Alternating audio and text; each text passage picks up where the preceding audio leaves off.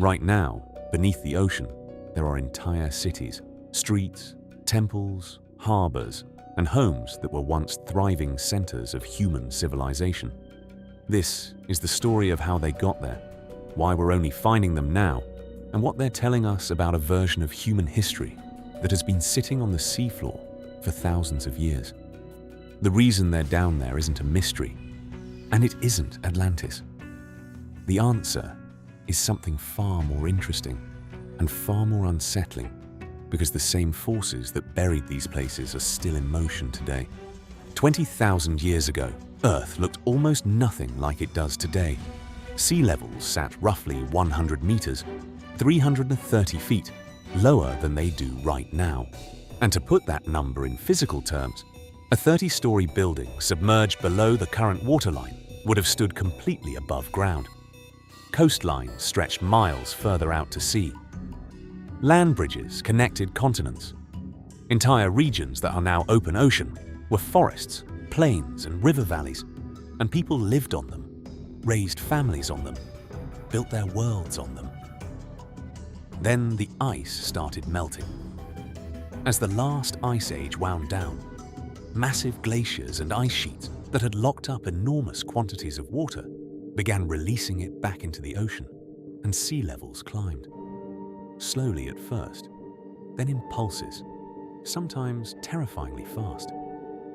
At peak melt, the water was rising as much as 6 feet per century, and that's not a creeping tide.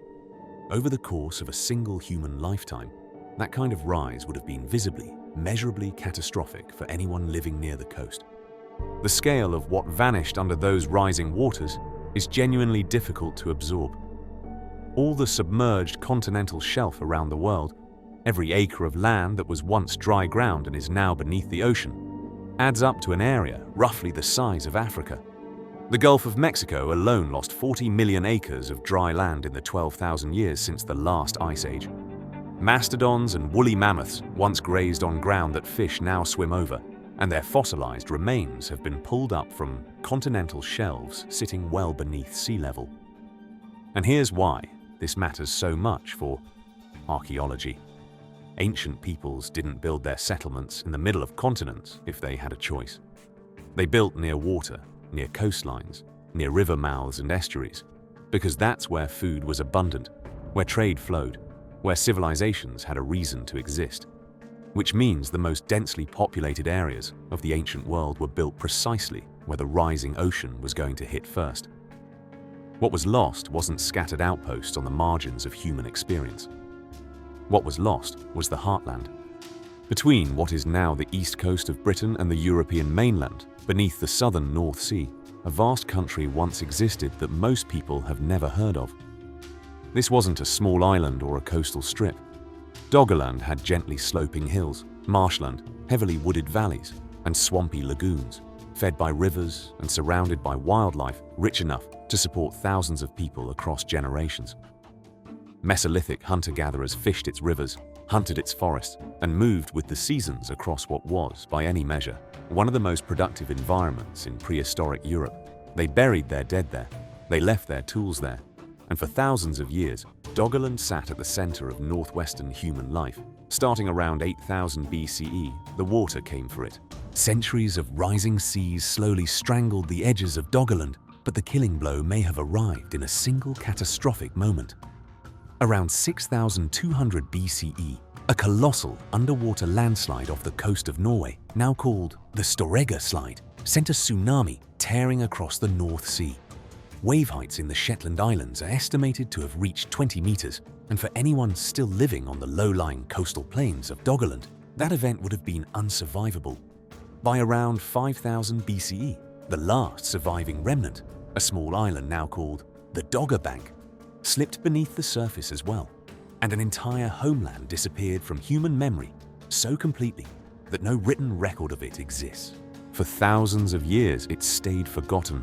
Then fishermen working the North Sea began pulling up strange things in their nets: ancient bones, stone tools, artifacts dating back roughly 9,000 years, dredging them up from a world nobody knew had been there. Scientists eventually used seismic survey data much of it originally gathered by oil companies drilling for petroleum, to reconstruct a digital model of nearly 46,620 square kilometers of what Doggerland looked like before the flood swallowed it.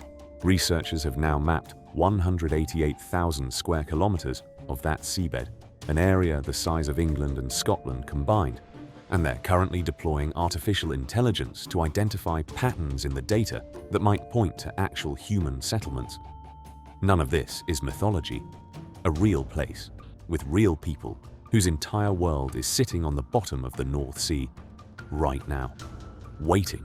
Doggerland is the largest scale example of what rising seas took from us, but it's far from the only one. All across the Mediterranean and beyond, ancient cities went under for a range of reasons: earthquakes, volcanic activity, ground subsidence, and in some cases, the earth itself simply liquefying beneath the foundations. What follows are the ones that tell the story most clearly. Before Alexandria existed, before Alexander the Great arrived in 331 BC and built the city that would redefine the ancient world, every ship coming from the Greek world into Egypt had to pass through one port. Thonis Heracleion controlled access to the Nile, managed trade across the eastern Mediterranean, and housed the great temple of Amun, where pharaohs received their titles as rulers of Egypt. Greeks called it Heracleion. Egyptians called it Thonis.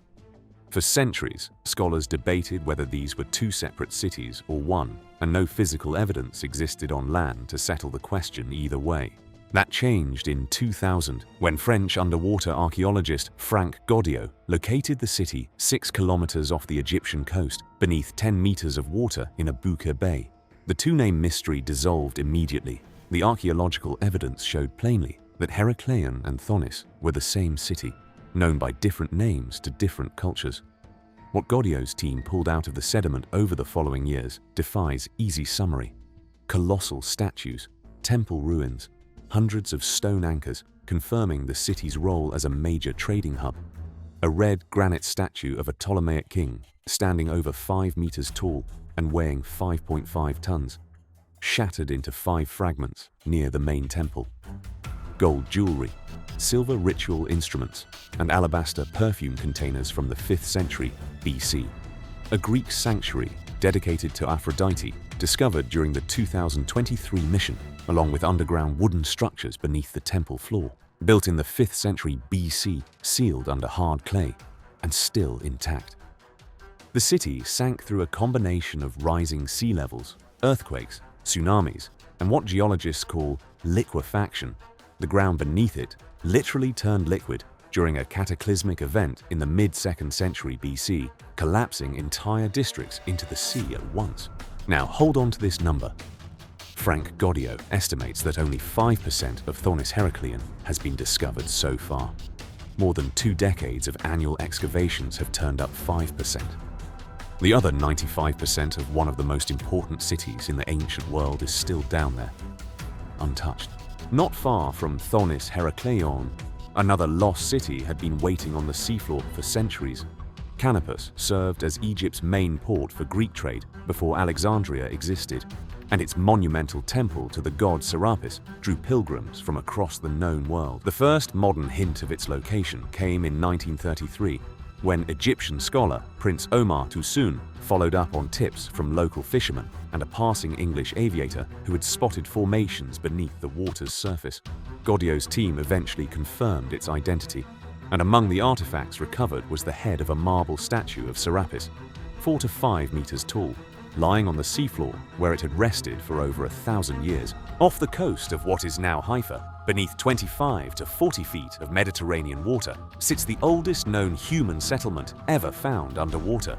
Atlit-Yam was first occupied around 6,900 BC, nearly 9,000 years ago, and its people were farmers and fishermen living in rectangular houses on a fertile stretch of coastline. Researchers have found a well burial sites and a stone circle of 7 megaliths, each weighing around 1,300 pounds. The likely cause of the settlement's end was a tsunami triggered by a volcanic collapse at Mount Etna in Sicily, which swept across the eastern Mediterranean and destroyed coastal communities on multiple shores at the same time. British oceanographer Nicholas Fleming discovered the ruins of an ancient Greek city off the coast of Laconia in southern Greece in 1967. And what his find revealed was essentially a complete Bronze Age town preserved beneath the surface. 3 main roads connect around 50 rectangular buildings with open courtyards, and thousands of pieces of ancient pottery have been recovered from the site, including large intact Minoan jars pointing to an active sea trade network. Because no later civilization ever built on top of Pavlopetri, the site offers something rare, an uncontaminated snapshot of Bronze Age Mediterranean life, sitting 10 to 15 feet underwater. The World Monuments Fund has flagged it as under serious threat from large ships passing through the bay and from ongoing looting. About 12 miles from Naples, beneath the Gulf of Pozzuoli, lies what historians have called the Las Vegas of the Roman Empire. Baiae was the ultimate destination for Rome's elite: thermal baths, extravagant villas, hedonistic parties, and according to ancient accounts, a setting deliberately chosen for affairs and arrangements that couldn't happen in Rome. Emperors and senators built estates there. It was the playground of the most powerful civilization on Earth. Baiae didn't fall to an earthquake or a tsunami. A geological process called bradycism, the slow rise and fall of land above hydrothermal zones, claimed it gradually over centuries as the ground beneath the city subsided and the sea crept in across the threshold. Villas that once sat at sea level now rest 20 to 30 feet beneath the Gulf of Pozzuoli, and visitors today can snorkel or take glass-bottomed boats directly through the ruins. Not every underwater structure turns out to be what it first appears, and nowhere has that been more hotly argued than off the coast of Japan. In 1986, a man named Keihachiro Aratake was diving near Yonaguni Island in Okinawa, looking for hammerhead sharks, when he came across a formation on the seafloor that looked like a stepped pyramid. Terraced platforms, right angles, flat geometric faces.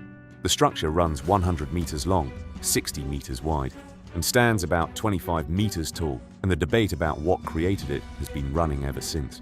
Marine geologist Masaki Kimura of the University of the Ryukyus spent years diving the site and became the leading voice for the man-made interpretation, pointing to what he identified as quarry marks, carved animal figures, and rudimentary inscriptions in the stone. Geologist Robert Schoch of Boston University dived the same structure and came to the opposite conclusion. The rock is sandstone with natural parallel bedding planes that split along predictable lines, and earthquakes in this region fracture stone in regular, angular patterns. The geometry, Schoch argued, required no human hand.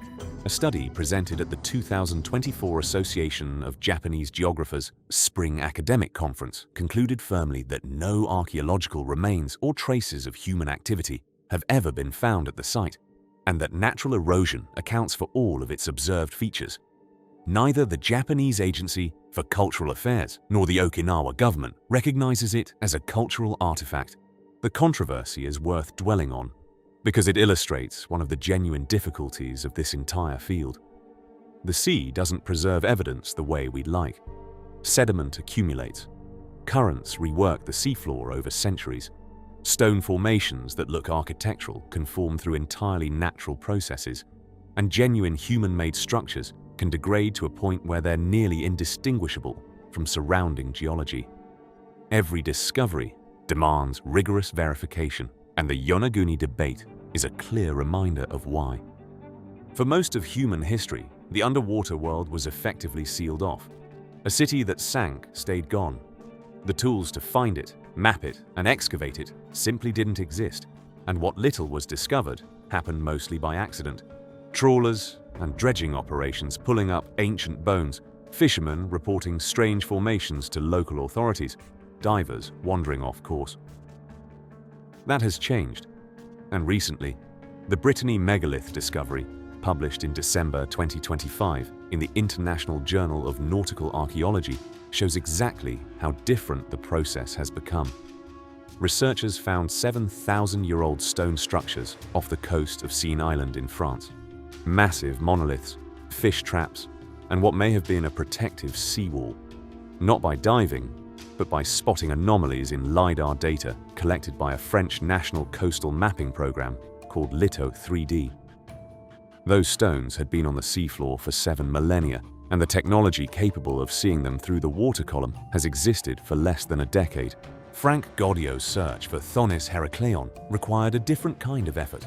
Years of studying ancient texts, analyzing historical accounts, then deploying underwater geophysical prospecting equipment to systematically scan almost 60 square miles of seafloor with extremely poor visibility.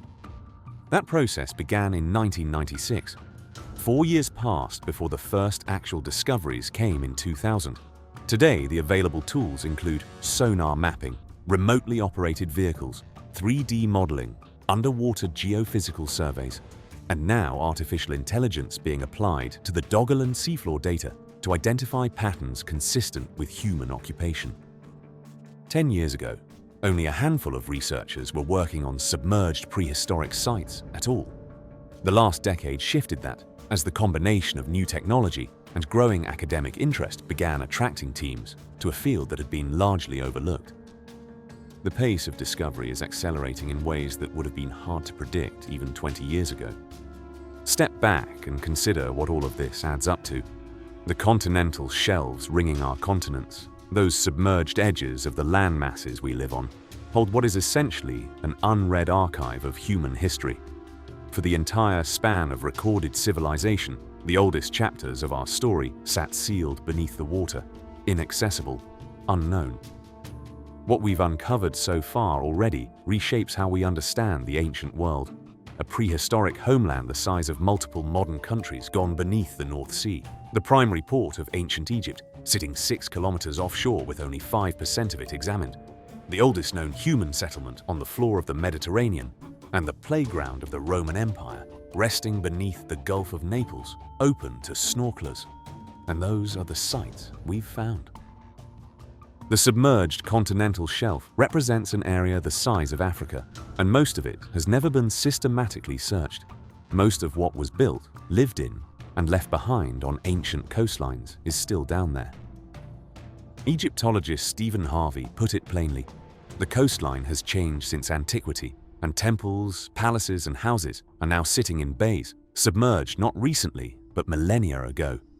The more unsettling observation is that current sea level rise now threatens to do exactly the same thing again, this time to sites still standing on land, including Alexandria itself, the city Alexander the Great, built in 331 BC to replace Thonis Heracleion as Egypt's great port, and which now faces the same fate from the same ocean. The water buried our ancient past. Given the trajectory, it will come for the present too. The ruins beneath the sea aren't just history. They're a warning that nobody buried a message in. The ocean just kept rising, and the cities kept sinking, and the same story is still being written